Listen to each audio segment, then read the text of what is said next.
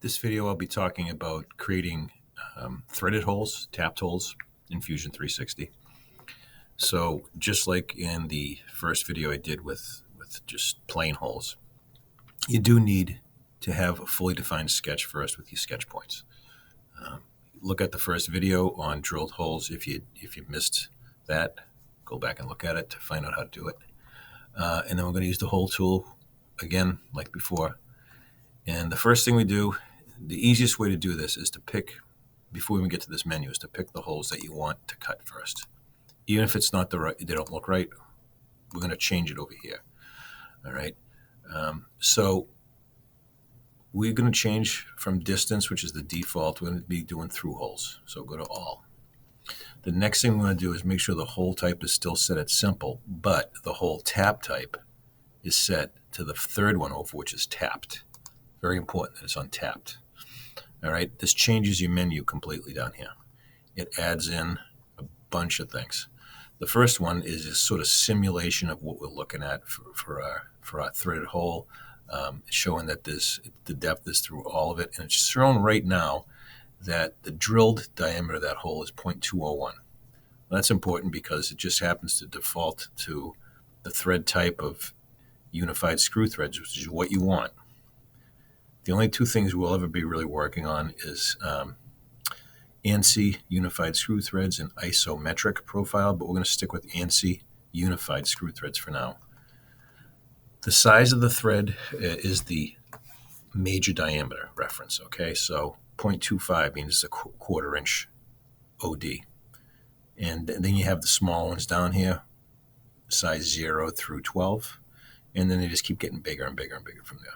We're going to stay in the, this range down near the bottom. We don't do too much big threads in here, so let's stick with something basic like 375, which is 3/8.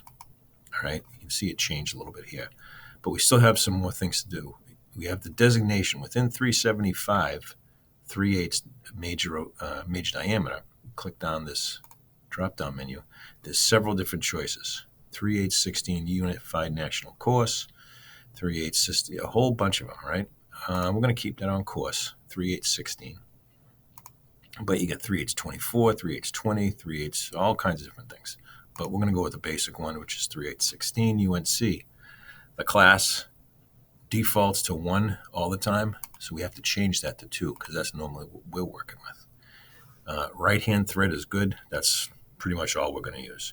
And you can either model the threads in here so you can see the cuts of it or not. It doesn't matter to me either way, whichever way you want to do it. And once you have everything you need, you click on OK. And what we got here is threaded holes. And I'm going to close that sketch off so you don't have to see that. But you can see it did model those threads. All right, that's pretty cool how we'll do that for you automatically. All right, so we can go back and change the size of it. So double click on the timeline. You can change the size of this hole. So if it's like, oh, we don't need 3/8 16. We actually need quarter 20. So quarter 20 or quarter 28. Unified National Fine, 2B, OK, and that updates it.